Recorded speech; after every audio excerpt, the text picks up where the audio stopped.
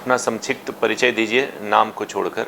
मैंने अपनी schooling DAV public school Jahanabad से की है और मैंने अपना ग्रेजुएशन पटना वुमेंस कॉलेज से किया है। अभी मैं बीपार्ड में ट्रेनिंग कर रही हूँ ऑडिटर के लिए, जो कि पंचायती राज डिपार्टमेंट के अंडर ऑडिटर का रिक्रूटमेंट हुआ है। ऑडिटर का क्या काम होता है? फिर जो भी गवर्नमेंट की फंड है या फिर जो भी एक्सपेंडिचर्स और रेवेन्यू है, तो उन्हें हमें ऑडिट करना होगा, उन्हें चेक करना होगा कि वहाँ पे वो अच्छे से यूज़ हो रहा है या नहीं, या जो भी रूल्स और रेगुलेशंस बनाए गए हैं उसके अकॉर्डिंग वो काम कर रहे हैं कि नहीं। ओके। आपके फादर एलआईसी एजेंट हैं? Yes sir. ओके। एलआईसी और म्यूचुअल फंड में क्या डिफरेंस है? फिर एलआईसी में एक लॉन्ग ड्यूरेशन या फिर short duration of period of time के लिए वहाँ पे फंड को इन्वेस्ट किया जाता है, लेकिन म्यूचुअल फंड में मार्केट के हिसाब से वहाँ पे प्रॉफिट जनरेट होती है। एलआईसी का थीम क्या है? Sorry sir. अच्छा, आपने मैथ ऑनर्स किया है, यस सर। आर्यभट्ट के बारे में जानती हैं? Yes sir. बताइए। फिर आर्यभट्ट जीरो का कंट्रीब्यूशन था उनमें, जीरो के डिस्कवरी में। और भारत का पहला उपग्रह का क्या नाम था? आर्यभट्ट। आपकी हॉबीज योगा है। Yes sir. International yoga day क्यों मनाया जाता है?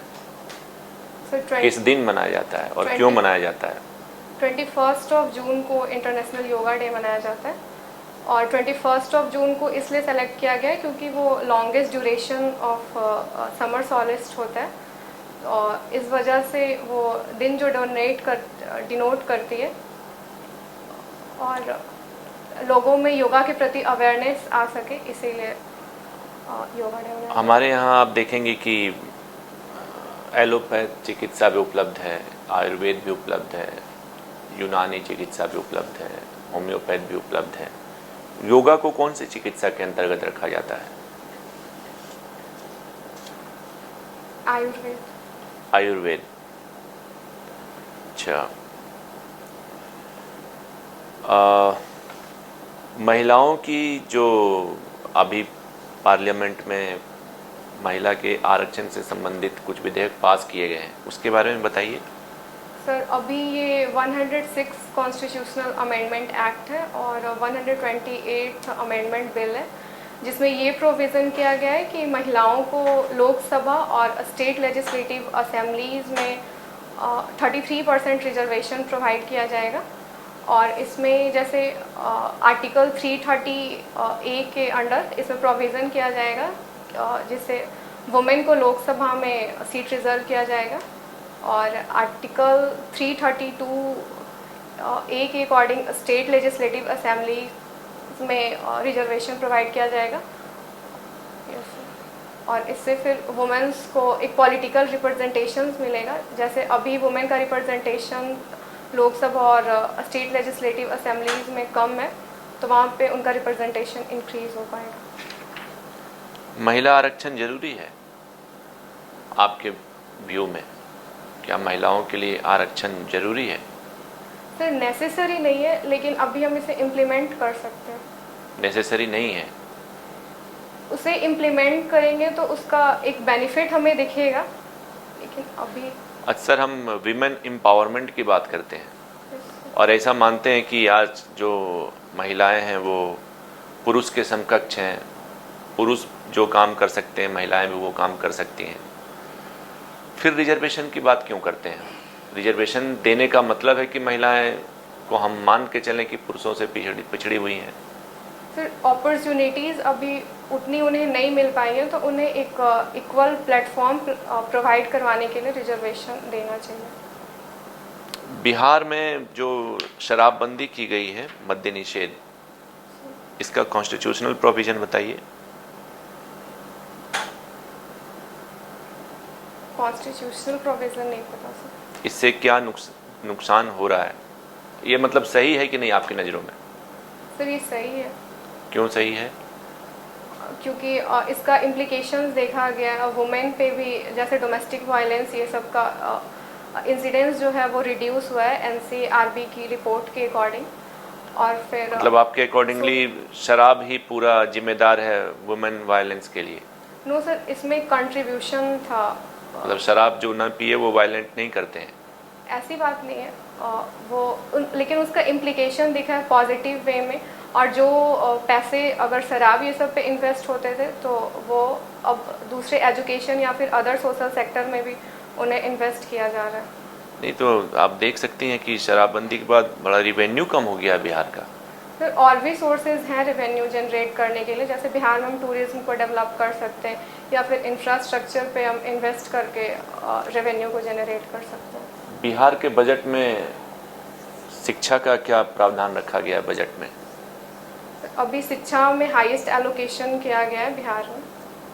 सबसे हाईएस्ट? Yes sir. जीडीपी में क्या पोजीशन है बिहार की? सॉरी सर, एग्जैक्ट नहीं पता। बिहार के जीडीपी में सबसे ज़्यादा किस पर खर्च किया गया है? एजुकेशन। एजुकेशन में। फिर भी ऐसा हम देखते हैं कि बिहार का शिक्षा व्यवस्था उतनी सुदृढ़ नहीं जितनी होनी चाहिए। इसके पीछे क्या कारण है? फिर लोगों में अवेयरनेस नहीं है और एक पॉपुलेशन डेंसिटी भी ज़्यादा है और अभी धीरे धीरे डेवलप कर रही हैं चीज़ें और इंफ्रास्ट्रक्चर की भी कमी है और क्वालिटी टीचर्स नहीं है, उन पे इन्वेस्ट नहीं किया जाता है उन्हें ट्रेनिंग देने पे और ग्रेजुएशन ये सब का भी क्या करप्शन उत्तरदायी है इसके लिए?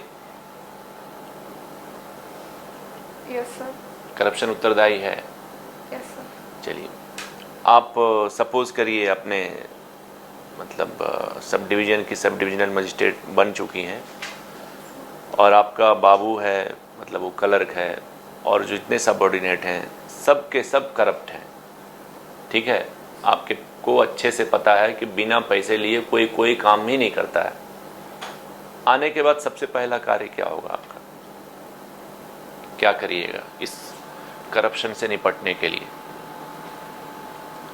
सर मैं पहले ये इंश्योर करूँगी कि वो सर कोई एविडेंस भी तो होना चाहिए कि वो करप्शन कर रहे हैं।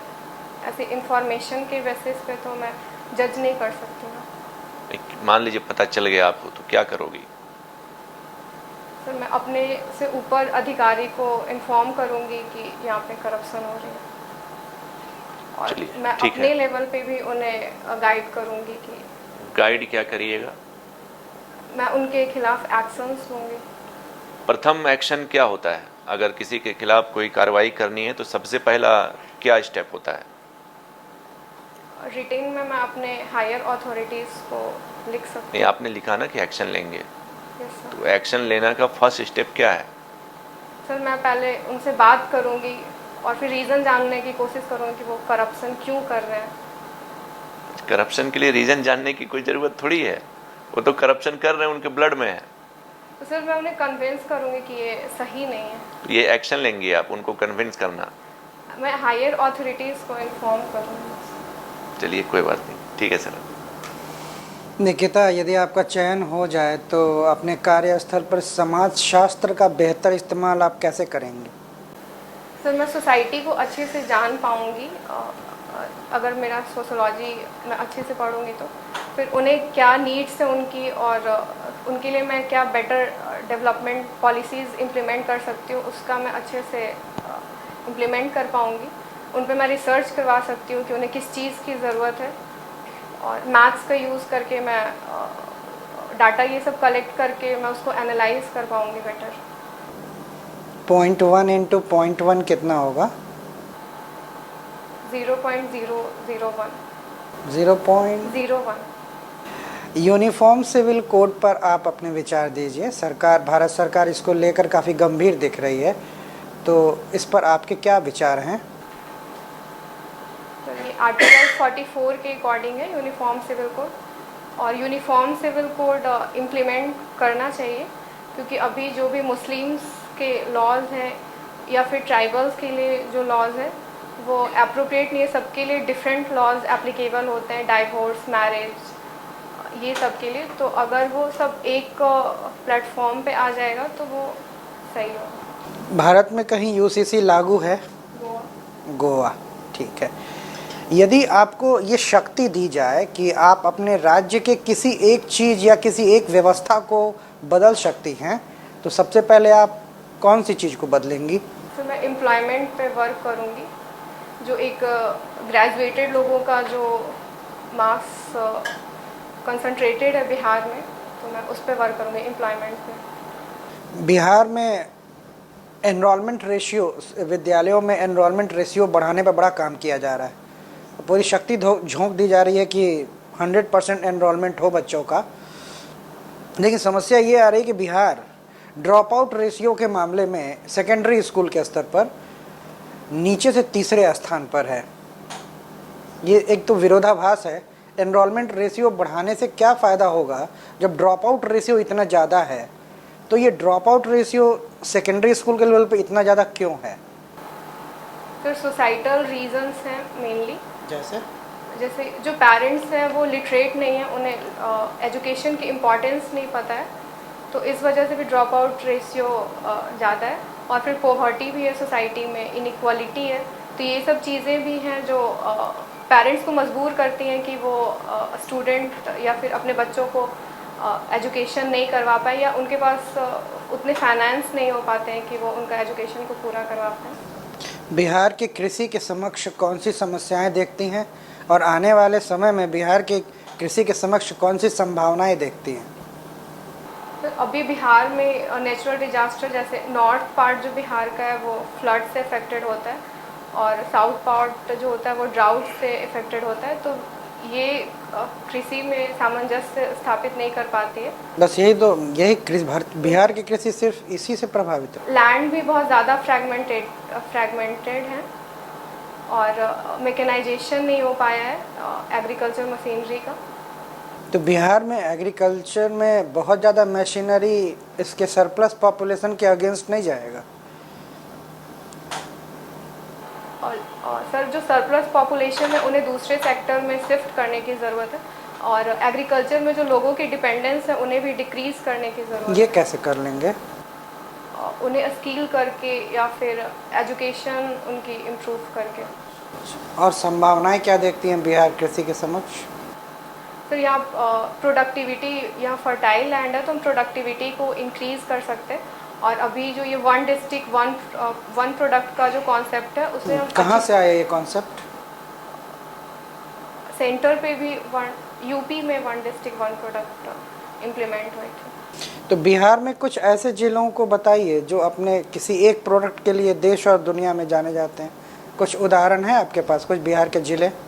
तो जैसे मखाना मधुबनी का फेमस है, और रोहतास राइस के लिए फेमस है। ग्लोबल लेवल पे, नेशनल लेवल और इंटरनेशनल लेवल? मुजफ्फरपुर की लीची फेमस है। अभी इतना ही रिकॉल कर सकते हैं। ठीक, ओके। निकिता, आप बीएड भी किया है आपने? यस। ठीक है, और आप जॉब में भी हैं पंचायती राज डिपार्टमेंट में? ठीक है, मैथ्स ऑनर्स भी है, लेकिन यहाँ पे पोस्ट प्रीफरेंस में आपने 5वें नंबर पर एजुकेशन सर्विस को दिया है प्रीफरेंस। ऐसा क्यों? आपने बीएड भी किया हुआ है, मैथ्स ऑनर्स भी है, तो फिर आपने टीचिंग को क्यों नहीं दिया, मतलब सॉरी एजुकेशन सर्विस को क्यों प्रायोरिटी नहीं दी? सर, एजुकेशन सर्विस में मैं एक पोस्ट के लिए मैं रिस्ट्रिक्ट हो जाऊंगी, और बाकी जगह पे मेरी डाइवर्सिटी ज़्यादा होगी। इस वजह से वहाँ पे मेरे पास अपॉर्चुनिटीज़ ज़्यादा होंगे काम करने के लिए। और अगर मान लिया जाए आपको एजुकेशन सर्विस ही मिले तो उस समय आपका क्या है? सर, तो ये मेरे लिए बहुत बेटर होगा, मैं अपनी नॉलेज को वहाँ पे बेटर इम्प्लीमेंट कर पाऊँगी एजुकेशन सर्विस में। कैसे आप करेंगे नॉलेज को बेटर? सर, जैसे बीएड में भी हम लोग की 1 to 2 मंथ की ट्रेनिंग हुई थी, वहाँ पे हम लोग बच्चों के साथ जाकर इंटरेक्ट किए थे, और वहाँ पे हम उन लोगों को पढ़ाए भी थे, तो ये चीज़ हेल्प करेगी। तो बच्चों को आपने पढ़ाया था, तो क्या उसमें देखने को मिला बच्चों के समक्ष क्या प्रॉब्लम्स? सर, जैसे अभी गवर्नमेंट स्कूल में इंफ्रास्ट्रक्चर की बहुत कमी है, 2-2 क्लास के सेम क्लास में क्लासेस चलती हैं, ऐसी भी कंडीशंस हैं, और बेसिक्स जो फैसिलिटीज़ होती हैं वो भी अभी थोड़ी कम है, और टीचर्स की भी कमी है। तो ये पर रेशियो क्या है टीचर्स?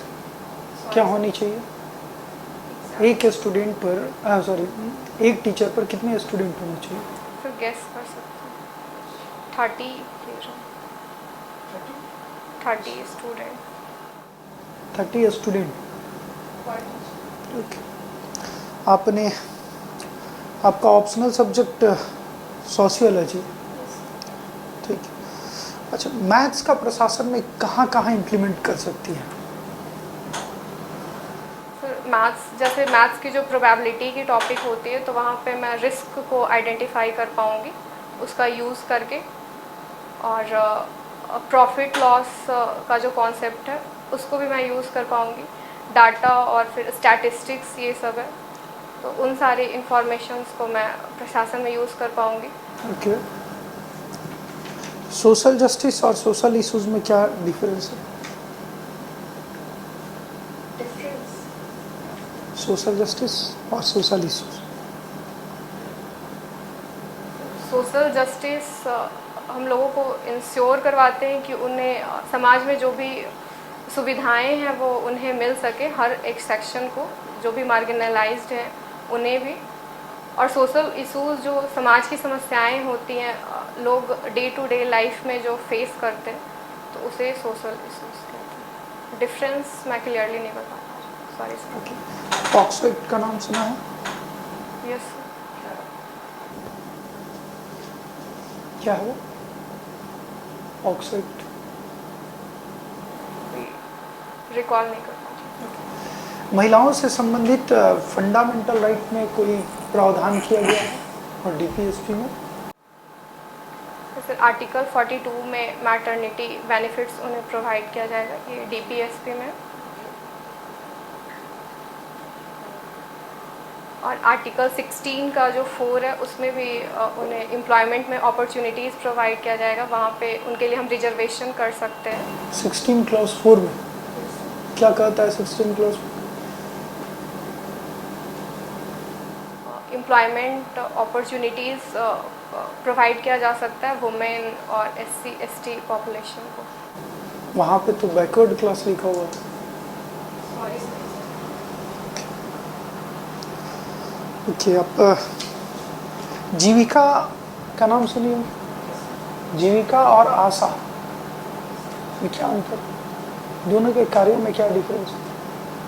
आशा मेनली मेडिकल पर्पस के लिए काम करती हैं, और जीविका एक सेल्फ हेल्प ग्रुप का कम्युनिटी है जो कि बिहार के किसी भी सेक्टर में वो काम कर रही हैं और अपना कंट्रीब्यूशन दे रही हैं। मनरेगा क्या है? मनरेगा रूरल डेवलपमेंट का एक गवर्नमेंट की स्कीम है जिसके अकॉर्डिंग मैं कि act scheme. Are you sure? Yes sir. इसमें 100 डे का एम्प्लॉयमेंट प्रोवाइड किया जा रहा है रूरल एरिया ऑफ इंडिया में, जहाँ पे अनस्किल्ड लेबर को 100 डेज के लिए वर्क प्रोवाइड किया जा रहा है। मिनिमम वेजेस क्या है? Sorry sir. न्यूनतम मजदूर। Sorry sir. Okay, thank you. Thank you. कैसा फील कर रही हैं आप इंटरव्यू के बाद? सर सही है, थोड़ा आर्टिकुलेट नहीं कर पा रहे बेटर। ओके। थोड़ा सा जो आप दरवाजे पर से ही गुड मॉर्निंग नमस्कार शुरू की, वो थोड़ा अंदर आने के बाद शुरू करना है, ठीक है? और बैठने के लिए कहा जाए तो तुरंत बैठना है, ठीक है ना? दूसरा, जो फैक्चुअल्स कुछ क्वेश्चंस पूछे गए आपको, आप उसमें थोड़ी वीक दिखी। कब है आपका इंटरव्यू? 17। तो थोड़ा टाइम है, आप काम कर सकती हैं। जैसे मैंने सर बिल्कुल भी टाइम नहीं मिलता वहाँ पढ़ाई करने का। अच्छा, अभी आप वर्किंग कर रही हो? बिपाड़ में ट्रेनिंग चल रही है। ओहो, तो लीव नहीं मिलता?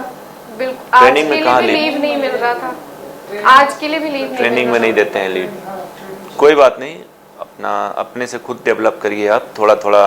जो फैक्चुअल चीज़ें, जैसे मैंने बिहार का GDP एजुकेशन में पूछा आपको, हाँ, ये सब कुछ सर ने क्वेश्चंस पूछे आपको, फैक्चुअल क्वेश्चंस थे, उसके जवाब एटलीस्ट, चूँकि आप सर्विस में हैं तो आपसे उम्मीद ज़्यादा होती कि आप अच्छे से जवाब दोगी, ठीक है ना? तो थोड़ा इस सब पे वर्क करिए।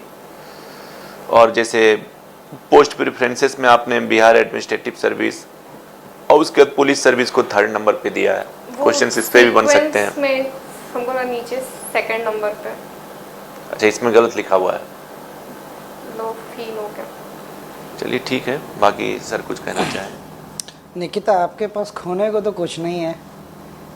आप ऑलरेडी जॉब में ट्रेनिंग कर रही हैं, तो आपको कॉन्फिडेंट दिखना है, वो कॉन्फिडेंस झलकना चाहिए आपकी बातों में। दूसरा, गेस वर्क तब करना चाहिए, ये गेस आपको इंटरव्यू आपको फेवर दे सकता है कि जब आप सटीक जानती हो और तब आप गेस करें। जब आप नहीं जानती हैं ना, सीधा सॉरी बोल देना चाहिए। जैसे सर ने बताया कितने बच्चों पर एक टीचर, तो गेस आपका गलत था ना, तो आप सीधा सॉरी बोल दीजिए। सॉरी बोल देने से कोई डिमेरिट नहीं है, बल्कि वो तो प्रशासक का एक गुण है। 100% आता है तो बोलेंगे, नहीं तो सॉरी बोल देंगे। 10 बार भी सॉरी बोलेंगे तो उसका कोई नकारात्मक प्रभाव नहीं पड़ता है, बशर्ते कि आप गलत बोल दें, ठीक है। या फिर आप जानते हैं और गेस करें और तब सही बोल दें, उसका एक अच्छा इम्पैक्ट पड़ता है। तो गेस वर्क मत करिए, ठीक है। दूसरा, जैसे मैंने आपको कहा कि अगर आपको शक्ति दी जाए और राज्य सरकार की कौन सी एक चीज़ आप बदल देना चाहेंगे, इसका सबसे अच्छा उत्तर होता कि आप कहती शैक्षणिक व्यवस्था, शिक्षा। शैक्षणिक स्तर को, शिक्षा व्यवस्था को अगर आप अच्छा करेंगे तो बाकी सभी चीज़ें स्वतः अच्छी हो जाती हैं। आपने रोजगार पर ध्यान दिया, अगर शिक्षा ऐसी हो जो रोजगार से जुड़ी हो, रोजगार उन्मुख हो, है ना। दूसरा, ड्रॉप आउट रेशियो इतना ज़्यादा क्यों है, इसका अच्छा उत्तर ये होता कि सैनिटेशन का अभाव है बिहार के स्कूलों में, या इंफ्रास्ट्रक्चरल लैकनेस है, पॉवर्टी तो है ही, यहाँ चाइल्ड लेबर की बहुत बड़ी समस्या है, माइग्रेशन की बहुत बड़ी समस्या है। These are the main reasons behind highest drop out ratio, ठीक है। बाकी देखिए, यहाँ पर चेयर कैसा कहाँ चेयर है, पूरा पैर जमाइएगा नीचे, है ना। पैर आगे आइए, आप आगे आइए, पूरा पैर जमा दीजिए, कॉन्फिडेंस को शो करता है। बाकी ठीक है, नेल पेंट वगैरह वहाँ नहीं रहेगा। और वो जो आपने जेम रिंग जो आपने पहनी है ना, वो वाली, नहीं ये सब सर मैं देख लूंगी, अभी बिल्कुल भी टाइम नहीं। कोई बात नहीं, यहाँ पर अगर आप पॉसिबल ही नहीं होगा। वो रिंग जो है ना निकाल दीजिएगा, जो स्टोन वाली है, रक्षा सूत वगैरह ये सब कुछ नहीं होना चाहिए, ठीक है। बाकी आप कॉन्फिडेंट रहिए, ये आपके बैग में एक जॉब है और तब आप इतना बाकी आंसर्स थोड़ा बिहार करंट समय बहुत है 17 तारीख, थोड़ा ब्रशअप करिए, रात में तो कम सोइए 2 घंटे, ठीक है। चलिए, ओके। एक तो आपने एक जगह धर्म का नाम लिया, मतलब मुस्लिम, अब आपको वहाँ पे नाम नहीं लेना है, धर्म कहना है। अन्य सारे धर्मों में या जातियों में ऐसा होता है, ट्राइबल्स में होता है, तो वो कहना है, ठीक है ना। उसके बाद थोड़ा सा आई टू आई कनेक्टिविटी कम लगी। जब एक टीचर को आंसर देंगे तो बस उन्हीं को देना नहीं, वही तो नहीं करना है, उनको देना है, लेकिन थोड़ा थोड़ा 30-30 सेकंड तो करना होगा ना, उनको दीजिए समय, लेकिन 30 सेकंड, ताकि इन लोगों को ना लगे कि इग्नोर कर दिया गया है, ठीक है। एक ही से, ठीक है ना। दूसरा, थोड़ा सा हमें ये लगा कि आप ये सब एक ही चीज़ का ये है, सभी एक ही में आते हैं, वो है कॉन्फिडेंस। जैसे ही लूज़ होगा ना, तो आपके चेहरे पर सीरियसनेस ज़्यादा दिखेगा, ठीक है ना। तो वो एक थोड़ा सा दिखा, ठीक है ना। बाद में हालांकि आप चेंज हुई, मतलब थोड़ा सा नॉर्मल हुई, ठीक है ना, लेकिन ठीक है। उसके बाद कोई ऐसा थोड़ा मनरेगा वाला, मनरेगा, हाँ, अच्छी कैंडिडेट है, और आपका सिलेक्शन प्रायोरिटी होगी वहाँ पे, क्योंकि आप पहले से ही जॉब में हैं, ठीक है ना। साड़ी वगैरह, हाँ। नहीं तो आप ब्रशअप करिए, आंसर सही दीजिए। मनरेगा का आपने गलत उत्तर दिया, मनरेगा एक्ट है ना, स्कीम ना है, ठीक है ना। ओके, चलिए, all the best of best. Luck.